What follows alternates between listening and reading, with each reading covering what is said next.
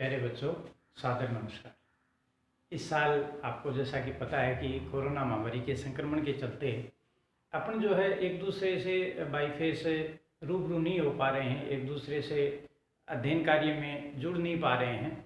तो आज से हम ये प्रयास करते हैं कि मैं आपसे मल्टीमीडिया के माध्यम से, वीडियो के माध्यम से आप तक पहुँचूँ और आपकी समस्याओं का समाधान करूँ। तो आज हम सबसे पहले देखिए 8वीं कक्षा में जो चीज़ें हमने पिछले साल पढ़ी हैं या गत वर्ष या उससे पिछले साल पढ़ी हैं, जिनको इस कोरोना महामारी के संक्रमण काल के दौरान अध्ययन बाधित होने के कारण हम थोड़े विस्मृत से हो गए हैं, भूल से गए हैं, तो उनका एक बार हम रिवीजन कर लेते हैं थोड़ा सा। तो मैं आज आपको सबसे पहले संख्याओं के बारे में थोड़ा सा ज्ञान करवाता हूँ। वैसे आपने पढ़ी हैं संख्याएं आपने पढ़ी हैं, संख्याओं के बारे में भी आपने जाना है, मैंने आपको बहुत कुछ बताया है, लेकिन यदि फिर भी मान लो थोड़ा सा विस्मृत हो गया है तो मैं आपको इस बारे में विशेष थोड़ा सा आगे बताऊंगा। तो सबसे पहले हम देखते हैं कि संख्याएं कितने प्रकार की होती हैं। तो सबसे पहले है प्राकृत संख्या। प्राकृत संख्या बच्चों, मैंने आपको पिछले साल भी पढ़ाया था, उससे पिछले साल भी 6ठी 7वीं में आपको पढ़ाया कि प्राकृत संख्या किसे कहते हैं। आपको पता भी है कि प्राकृत संख्या, आप जानते हैं कि प्राकृत संख्या किसे कहते हैं, जानते हैं कि नहीं जानते? जानते हैं। फिर भी मैं आपको बता देता हूं कि एक से शुरू होकर के अनंत तक जाने वाली जो संख्याएं हैं उनको हम क्या कहते हैं? प्राकृत संख्या कहते हैं। एक से जो शुरू होती हैं और अनंत तक जाती हैं, 1 2 3 4 5 6 7 8 9 10 11 12 13 14 15 16 17 18 अनंत तक जो संख्याएं जाती हैं उनको हम क्या कहते हैं? प्राकृत संख्याएं। दूसरे नंबर पर पूर्ण संख्याएं। पूर्ण संख्या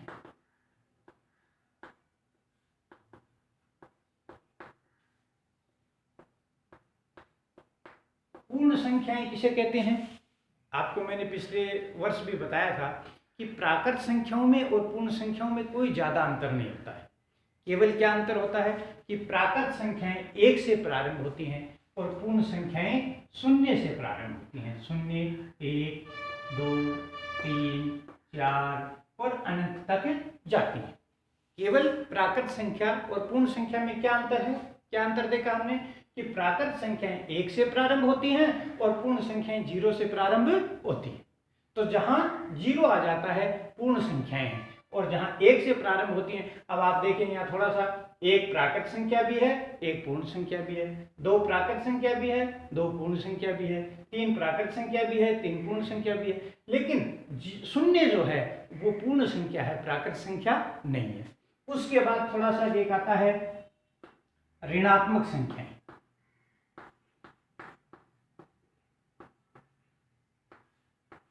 ऋणात्मक संख्याएं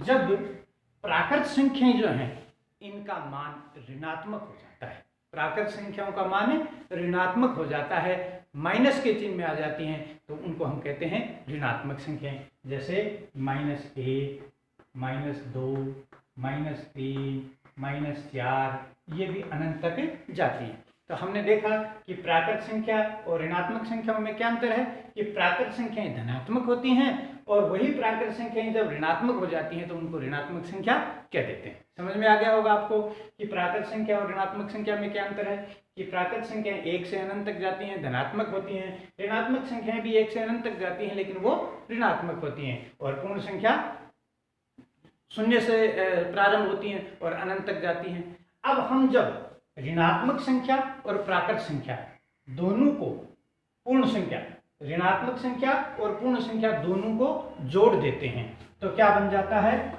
पूर्णांक संख्या। पूर्णांक संख्या ये धनात्मक भी हैं और ऋणात्मक भी हैं। 0 -1 -2 0 1 2 3 4 अनंत तक है, और -1 -2 -3 ये भी अनंत। तो 0 से ऋणात्मक की तरफ और धनात्मक की तरफ, तो ये होगी अपनी पूर्णांक संख्याएं। ये होगी अपनी ऋणात्मक संख्याएं, ये होगी अपनी पूर्ण संख्याएं और ये होगी अपनी प्राकृत संख्याएं। तो एक बार आपको पुनः सारी चीजें याद आ गई होंगी कि प्राकृत संख्या क्या है, पूर्ण संख्या क्या है, ऋणात्मक संख्या क्या है और पूर्णांक संख्याएं क्या है।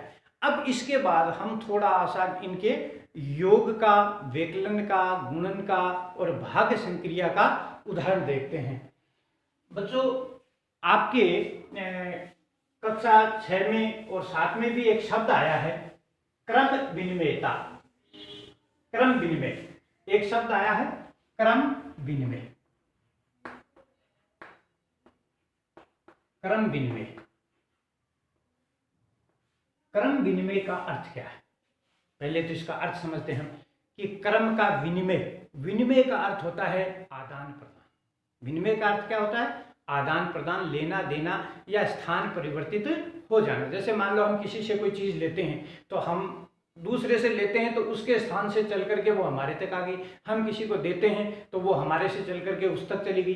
तो ये क्या है कि एक दूसरे के पास में इसका स्थान परिवर्तन हो जाना, ये विनिमय है। जैसे उदाहरण के तौर पर 3 + 2 = 5।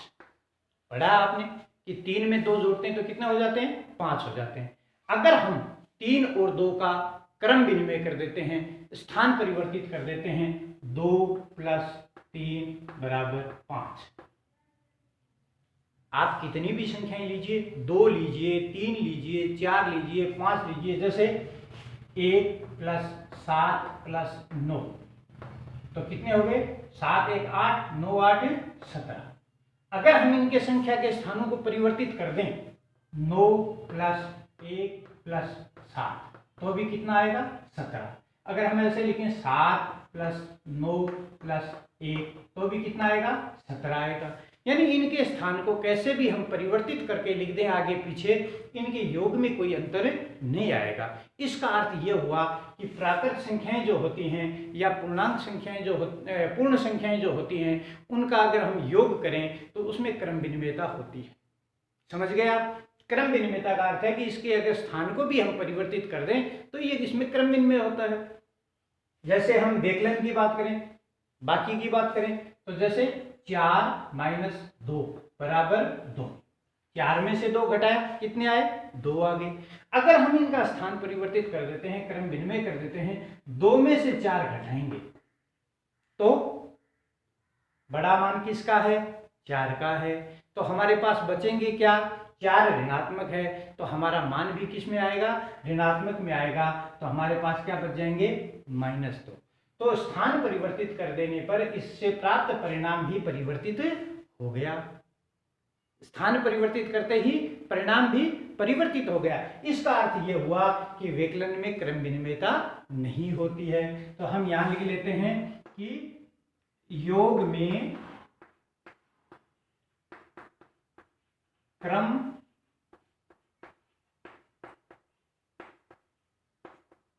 विनिमयता होती है, या योग में क्रम विनिमयता का गुणधर्म लगता है। ठीक है, ऐसे ही व्यकलन, जिसको हमें बाकी बोलते हैं, व्यकलन में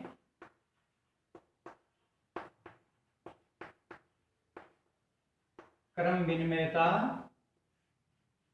नहीं होती, इसमें क्रम विनिमयता का गुणधर्म नहीं होता है। अब आते हैं गुणा पर। हम देखते हैं कि क्या गुणा में भी क्रम विनिमयता होती है। तो एक छोटा सा उदाहरण ले लेते हैं, जैसे 3 × 2 बराबर कितने हो गए? 3 का पाढ़ा बोलेंगे, 3 एकम 3, 3 दूनी 6। कितने हो गए? 6। अब अगर हम स्थान परिवर्तित कर दें, 2 को पहले लिखें और 3 को बाद में लिखें, तो भी हमारा परिणाम क्या प्राप्त होगा? गुणनफल क्या प्राप्त होगा? 6 ही प्राप्त होगा। तो इसका अर्थ यह हुआ कि गुणन क्रिया में भी क्रम विनिमयता का गुणधर्म होता है। तो योग क्रिया में क्रम विनिमयता का गुणधर्म होता है, गुणन क्रिया में भी क्रम विनिमयता का गुणधर्म होता है। तो हम यहां लिख लेते हैं कि गुणन क्रिया में भी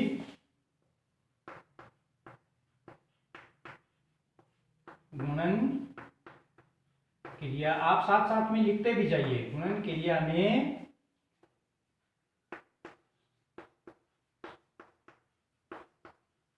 क्रम विनिमयता का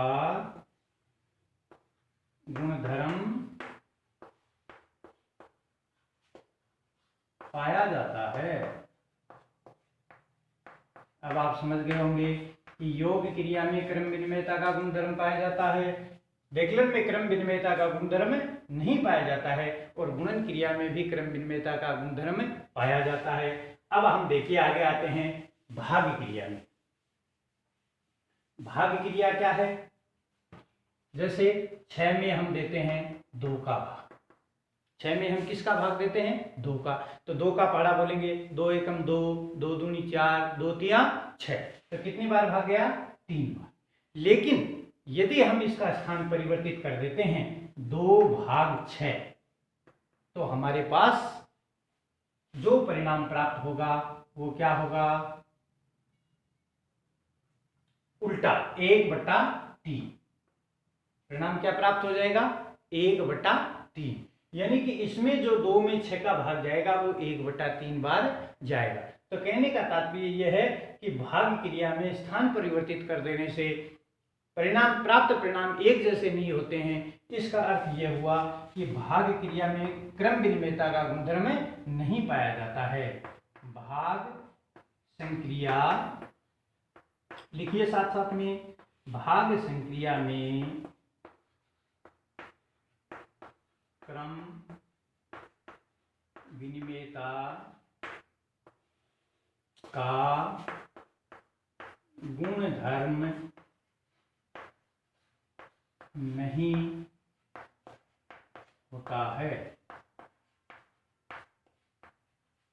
तो आपने देखा कि योग क्रिया में क्रम विनिमयता का गुणधर्म होता है, विकलन में क्रम विनिमयता का गुणधर्म नहीं होता है, और भाग गुणन क्रिया में भी क्रम विनिमयता का गुण होता है, और भाग क्रिया में क्रम विनिमयता का गुणधर्म नहीं होता है। तो आज आपने क्या सीखा? सबसे पहले प्राकृत संख्या किसे कहते हैं, प्राकृत संख्याएं कौन सी होती हैं, 1 से लेकर के अनंत तक जाने वाली जो भी संख्याएं हैं वो प्राकृत संख्याएं हैं। उसके बाद हमने क्या देखा कि पूर्ण संख्याएं, तो 0 से या 0 से लेकर के अनंत तक जाने वाली संख्याएं पूर्ण संख्याएं कहलाती हैं। यदि प्राकृत संख्याएं ऋणात्मक चिन्ह के साथ आती हैं तो वो ऋणात्मक संख्याएं हो जाती हैं। पूर्ण संख्याओं को, ऋणात्मक संख्याओं को अगर हम जोड़ देते हैं, एक साथ लिख देते हैं, तो वो पूर्णांक संख्याएं कहलाती हैं। उसके बाद में आपको बताया कि गणित की जो 4 मुख्य क्रियाएं हैं, योग क्रिया, विकलन क्रिया, गुणन क्रिया और भाग संक्रिया, इन चारों में किस किस में क्रम विनिमयता पाई जाती है और किस किस में क्रम विनिमयता नहीं पाई जाती है। तो आज के लिए इतना ही। कल क्योंकि आज पहला दिन है, आप इसको बड़े ध्यान से देखेंगे, याद करेंगे कि प्राकृत संख्याएं क्या हैं, पूर्णांक संख्याएं क्या हैं, पूर्ण संख्याएं क्या हैं, ऋणात्मक संख्याएं क्या हैं, किस किस में क्रम विनिमयता का गुण पाया जाता है, किस किस में नहीं। आप बहुत सारे अभ्यास ले सकते हैं। आप घर में बैठ करके उदाहरण लीजिए और उदाहरण लेकर के उनको जोड़ करके देखिए। 3 संख्याएं लीजिए, 4 संख्याएं लीजिए, 5 संख्याएं लीजिए, उनको आपस में जोड़ करके देखिए कि ये संख्याएं आपस में इनका परिणाम एक आता है कि नहीं आता है, एक आता है या नहीं आता है। घटा करके देखिए, गुणा करके देखिए, भाग करके देखिए, और फिर वो जो काम आप कर रहे हैं कॉपी में वो मुझे व्हाट्सएप कीजिए। मेरा जो ये व्हाट्सएप, आपके जिस समूह में मैं आपको ये वीडियो डालूंगा उस समूह में आप उस कार्य को करके मुझ तक भेजिए। कल से मैं आपको थोड़ा गृह कार्य भी दूंगा, जो भी मैं आपको पढ़ाऊंगा उसमें से गृह कार्य दूंगा। बच्चों, इस समय कोरोना महामारी का संक्रमण बहुत तेज गति से फैल रहा है, इसलिए आपको पूरा इससे बचाव का ध्यान रखना है। अगर मान लो पहली बात तो हमें घर से बाहर जाना ही नहीं है, अगर हम जाते हैं तो सोशल डिस्टेंसिंग का ध्यान रखें, मुंह पर मास्क रखें, सैनिटाइजर का बराबर प्रयोग करें, और तमाम तरह के जो भी राज्य सरकार द्वारा हमें बचाव के उपाय बताए गए उनका पालन करें। और मैं आप तक जरूर पहुंचूंगा, आपके घर तक पहुंचूंगा, आपका होमवर्क चेक करूंगा। इसलिए आज से ही आप अपने अध्ययन कार्य में लग जाएं। नियमित आपको मेरे वीडियो मिलते रहेंगे और इससे आप लाभान्वित होते रहेंगे। धन्यवाद।